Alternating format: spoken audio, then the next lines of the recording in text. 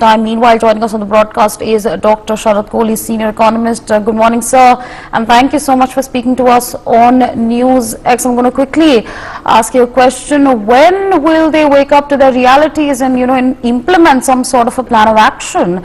What should in fact be the first step of the newly elected government to resuscitate from the concurrent situation in Pakistan? Well, I think the newly elected government, Asawari, good morning first of all, I think it's going to find it very tough because first of all, it doesn't seem that there's going to be a majority government. It's going to be a minority government, and a government playing puppet to the army is only going to make things worse because army, for all the good reasons, I'm sure, do not understand economics, and they will find it difficult to catch up with their forex reserves, catch up with their GDP, catch up with their balance of payment, catch up with the trade deficit. All these things require a high level of expertise and experience in governance with full majority of people behind them. But this doesn't seem to be happening. Already Pakistan was in a terrible economic state. Inflation was as high as 30%. Foreign exchange reserves were close to nil. I mean, every time it goes closer to nil, it gets a bailout from IMF, but I don't know how long that's going to go for because the lenders know that the money is not going to come back.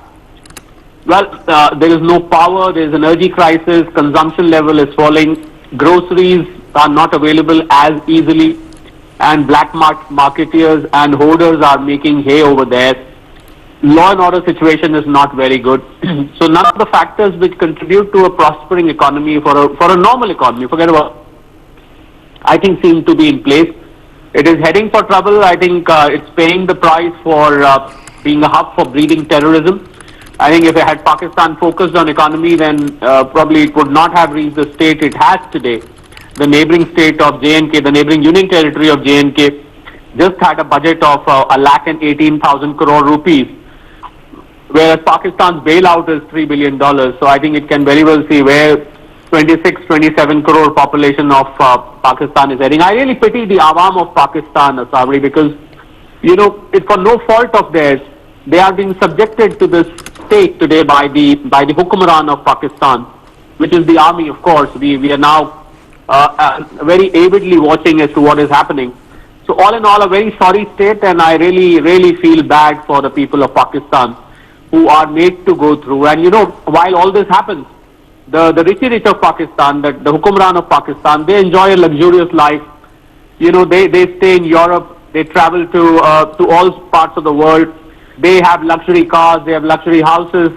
Nothing seems to be going amiss from their life, whereas the rest of the Pakistani population is left to its plight, and they are made to vote. I would say they are forced to vote, and all the rigging in election is happening. I think all-out efforts are being made to make sure that an army-elected government is in place. I think Pakistan has to succumb to democracy because of the pressure of IMF and World Bank from where it has borrowed, because if army rules directly, all the aid will stop. So I think the lending agencies, I feel, Asawari, must understand that this is not democracy. Democracy is where people are fairly electing their government. If there is an army where the whole world knows, which is playing the strings from behind, I mean, where is the democracy? And I am very surprised that the lenders close their eyes to believe that there is a democratic process ongoing in Pakistan, which is categorically not the case, Asawari. Over to you. Right, so absolutely. With that, I'd like to thank you for joining us on the broadcast and sharing your perspectives with our viewers. Meanwhile, still with us on the broadcast is